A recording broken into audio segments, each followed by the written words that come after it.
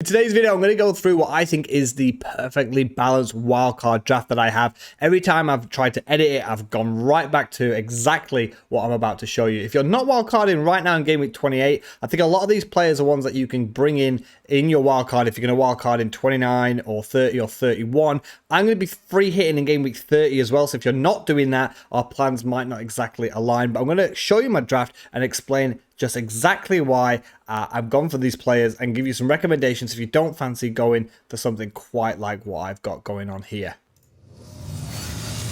So as you can see, starting off, I'm going to be talking about the goalkeepers. You might think I'm spending 9.2 million. So you can see Kasper Schmeichel is on my bench and Dubravka is there for 4.4 million. So that's 4.8 and 4.4 million. That's the same price as Ramsdale at 5.1 and the same price with him and Foster, Ramsdale and Foster. So why am I doing this? Leicester City have had one of the worst defences this season so far. Dubravka plays for Newcastle, who are battling relegation. So why am I going to be doing this? Very, very simple. I'm playing my bets with the double game weeks. So Dubravka is about to have double game week 28 and double game week 29. I'm going to free hit in game week 30 so I can get any goalkeeper that I want. And in game week 31, both of them don't have good fixtures because I think it's Dubravka has Spurs and Leicester and Schmeichel have Manchester United, or it's the other way around. It's not a good fixture, so I'll have 1 week where it's not great. But after game week 31, Leicester have got like 3 or 4 games that they have to make up. So I can get a goalkeeper that is 4.4 million who's about to have back-to-back double game weeks. And goalkeepers don't get rotated like other positions do. So even if he doesn't do anything, he just blanks and they don't ship in a load of goals. And Newcastle haven't recently. I'm looking at 4 points minimum, which means any other goalkeeper has to do something to match just him playing. And Schmeichel, that's the same attitude. From game week 31 to the rest of the season, Leicester, probably more times than not, are going to be having double game weeks. So I'm going to be having my goalkeeper for most of the rest of this season, having 2 games a game week instead of 1. So I'm just playing the odds and just doubling down on double game week goalkeepers there. And also, you have to look at Leicester. I know they've been so bad defensively, but you've got the likes of Evans, Fofana, Castagna. They've been out a long time. They've been out a lot throughout this course of this season. They've had really, really bad injuries again, Leicester City. But they're coming back. They're coming back mid-March. So that's why I'm going for this goalkeeper route. If you didn't want to do this, I do think the Ramsdale-Foster combination is perfectly fine. And with now Chelsea having a double game week against, or maybe a double game week against Burnley and Norwich. So Norwich have to beat Liverpool and Chelsea have to beat Luton. And if that happens, game week 30 fixture Norwich against Chelsea will go into game week 28. And that gives Chelsea a really good double game week. So if you don't fancy doing this goalkeeper situation, then you could go ahead and probably just do Ramsdale Foster, I think is a great combination. Or Mendy and Foster, because Chelsea, which I'll get onto when I talk about defenders, have a phenomenal run of fixtures. Just a final point I want to say about goalkeepers as well is I'm part of the Fantasy Football Scout in the members area, and other websites will do this as well, but they'll have predictions where they'll use like computer algorithms and stuff like that. And Dubravka is the highest projected goalkeeper actually from game week 27 to game week 32, and he's the 9th highest projected player of all players in all positions from game week 27 to game week 32. And that's probably because he's got so many double game weeks, save points, they're there potentially, and clean sheet points. So that for 4.4 million, and then after the rest of the season he sits on my bench, I don't think that is too bad. So let's take a look at my defense. Obviously, a key thing that you're going to notice straight away is I do have triple Chelsea, and I've got Trent Alexander-Arnold and I've got Cancelo.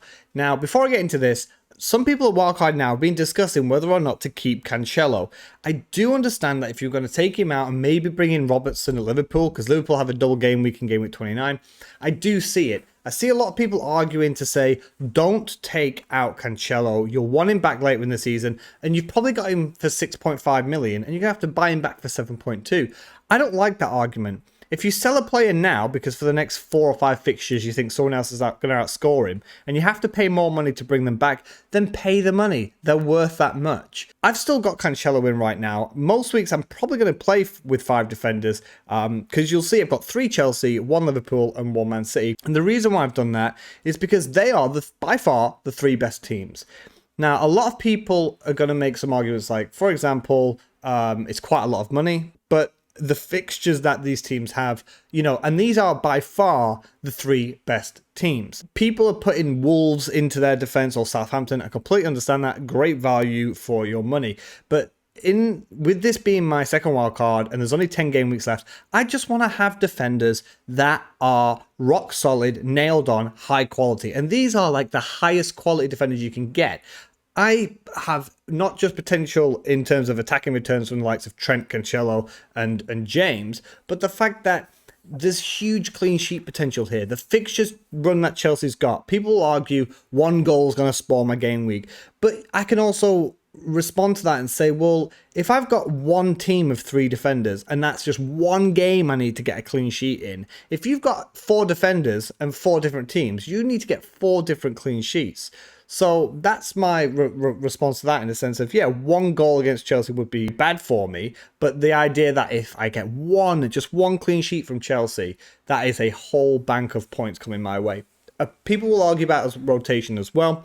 That's why I've got a decent bench. But also, Rudiger, I think, is the most nailed player. And Thiago Silva, I think, goes on the radar. I think he is in Chelsea's best team. So then I've gone for James over Alonso because I think Reece James is the nailed-on right back. But if he doesn't play, again, I've got a good bench. So I'm just taking a risk, but I've chosen 5 top-class defenders from the 3 best defending sides. So for me, that's why I've gone triple Chelsea, 1 Liverpool, and 1 Man City. There could be a change. I could actually go Thiago Silva or James or Rudiger down to Matip at 4.9 million because I think he plays most games alongside Van Dijk. I just look at this defense and I look at that Chelsea fixture run up until about game week 33, and even the rest of the season, Manchester United is the main team that stands out as a potential clean sheet buster. I would not be surprised if Chelsea just go on a run and get like 70% clean sheets from now to the end of the season, which having 3 defenders would make bank. I said earlier, a lot of people could be potentially getting rid of Cancelo. If you're going to bring in Robertson, I do understand. I'm keeping them because I am attacking. This is an attacking formation. You see I've got double Villa, I've got triple Chelsea defense.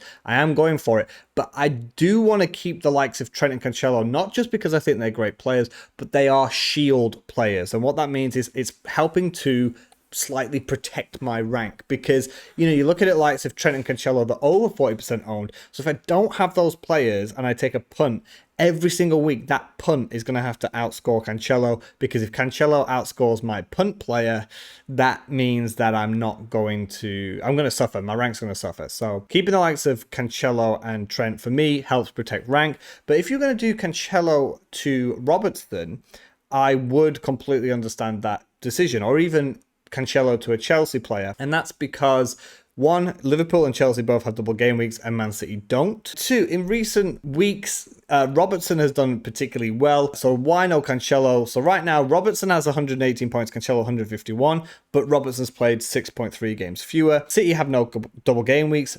You've always got Pep Roulette, so Cancelo could get rotated out. But the thing I like about Robertson is he's that Liverpool combination, that double up with Trent. So if you did 3 Chelsea, 2 Liverpool, 5 at the back, and you get 2 clean sheets, but with Trent and Robertson, you can always depend possibly on an attacking return, you're going to have a huge game week. And with the fixtures that Liverpool and Chelsea have, especially Chelsea to the end of the season, the opportunities of clean sheets is extremely high. Cancelo as well, only 4 chances created in the last 6 games and no big chances had, and he's only created 1. Robertson has created 14 chances and he's on set pieces and he's created 3 big chances. If you were not going to have Cancelo and you wanted to do Trent and Robertson, I'd understand that. If you wanted to risk a Chelsea player instead of Cancelo, I'd probably still keep hold of Cancelo just because his ownership is so high.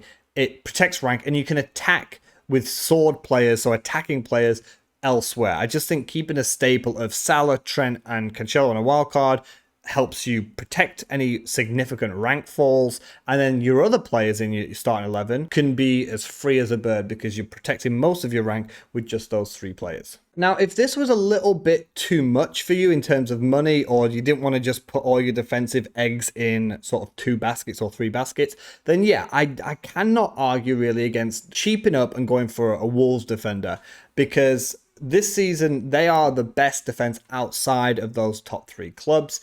But something I pointed out on the stream yesterday with Ted is the fact that in terms of the team strengths and weaknesses, I was arguing that I think Wolves have been a little bit fortunate, and that Sarr in goal, who's joint top scoring goalkeeper, is the fact that I just think that he has saved them a lot. They are still conceding far too many shots in the box. So Leeds, we agree, have been pretty hammered so far this season. 65 shots conceded inside their penalty area box in the last 6 games.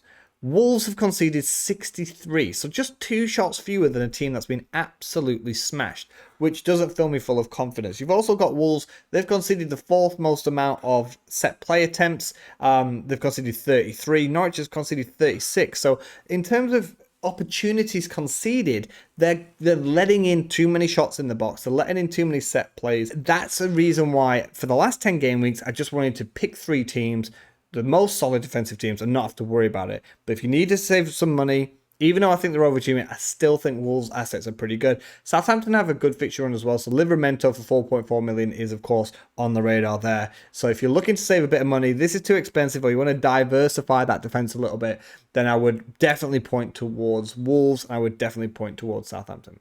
And the final one that I would point towards as well is probably Arsenal. I wouldn't go all the way to Gabriel at 5.3 million. I would probably just stick around at White at 4.5. Couple of good game weeks, couple of double game weeks as well. But if you've got Ramsdale, I don't think I'd be doubling up on an Arsenal defense. So let's go into the midfield. Let's start with the Aston Villa pair. So Ramsey and Coutinho. I've had Coutinho for a while now, since he was 7 million. This is actually his last game week for me. I'm keeping these Aston Villa guys. So I'm bringing in Ramsey on the wild card. I'm keeping Coutinho for one last game week because we've got a double game week against Southampton and Leeds, which I think is an excellent double game week for them. Coutinho, after this game week in game week 29, is going to be my one free transfer to Saka for the rest of the season, or most likely that's what I'm planning. What I do for my wild card is I'll say this is my team for the rest of the season, and then that means every free transfer I've got between now and the end of the season can be an attacking move. So if I have to keep Saka for the rest of the season, the quality is there and the fixtures are there. So Coutinho will go to Saka because Aston Villa's fixtures become more difficult after game week 30. Ramsey still, though, will just sit on my bench until I bench boost, because I still think for 4.8 million, he's really good value for money. He's pretty much nailed now at Aston Villa. And person I'm going to talk about now is Willock over there at 5.7 million. Both of these two players have been much improved over the last couple of game weeks. Willock is looking a little bit more like last season's version of Willock, but something I like about both of these players is they tend to be arriving late in the box to get on the end of some pullbacks. They're pretty good to watch, really cheap, and the fact that Willock, just like Dubravka, has got back-to-back double game weeks, game week 28, game week 29, so even if he plays and he blanks, but he just plays and doesn't get a yellow or red card, you know, you're looking at 4 points for a 5.7 million player, which I think is value for money. So Willock is penciled in as well after game week 30. Whenever Leicester City get those fixtures, Willock will go out for Maddison. So that means that when Leicester start having these double or potential triple game weeks, I'll have 2 Leicester City players already ready and raring to go for that. So I wouldn't load on Leicester before game week 30. I wouldn't really load on Leicester that much anyway, but I think Maddison is their best asset, and then Schmeichel in goal for basically playing every game is the way that I'm going to play it. And I don't have to talk about Salah and Son. The only argument here is, do you go Son or do you go Kane? For me, it is Son without a doubt. This is mainly because there is just a 1.4 million difference, but I just feel as though Son has done all right all season. He hasn't been as hot and cold as Kane has been. So people have been applauding Kane's performance against Manchester City and against Leeds United, but in between that was a Burnley blank. And throughout the course of this season, I mean, I've had him for like 5-6 game week stints. There's just been these chunks of blanks, and the inconsistency of Spurs in general isn't great. But Son throughout the whole season has been pretty consistent. And even though he, for example, didn't play particularly great against Leeds and Kane looked really fantastic, Son still ends up walking out with a bonus point and a goal.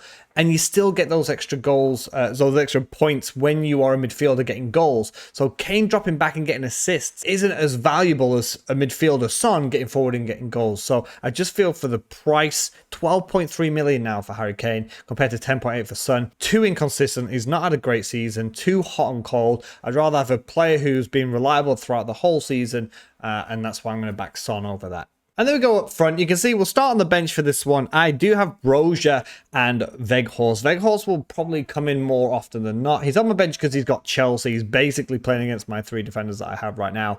But quality-wise, he's great. Brozier has been ticking along nicely. He's only 5.5 million, so he's just going to be a bench player, ready, waiting to be bench boosted. Even though he's got a double game week this week, I just look at my starting 11 and there's no one there I want to put him in for right now. But with my one sole striker, it is Raul Jimenez at 7.5 million, because I just feel as though every single forward has been massively disappointing so far this season. There's basically no one I want. If Saint Maximin gets past fit for the double game week 28, Jimenez will probably go down to Alex Saint Maximin, but I don't know if I can trust him to finish back-to-back double game weeks. He's either going to start on the bench or get hooked off early. So I have gone for Raul Jimenez, even though Wolves have been pretty underwhelming in their attacking stats, and Raul Jimenez hasn't exactly set the world on light. None of the attackers of Wolves have. However, I still think around that price range, with the fixtures that Wolves have and the quality we know that Raul Jimenez possesses, I still think is a good option at 7.5 million. Even if St. Maximin is past fit, that'll be a late call for me to decide, but I would be happy with Jimenez pretty much leading my line for most game weeks come now until the end of the season. That's it for today's video, guys. I hope you enjoyed it. Leave a like if you did and subscribe if you're new. I hope to keep making FPL content more commonly and more often here or with Fantasy Football Scout. It's just time dependent, of course. Let me know in the comments below, what do you think of my wildcard draft? What are the parts that you like or didn't like? Is it too risky for you? Too much money in defense? Let me know what your plans are for the rest of the season as well, and we can chat in the comments below. And also join the Discord. There's a few lads that talk there pretty much every day, just bits and bobs about FPL and about general things, so feel free to join that. And as always, have a good one.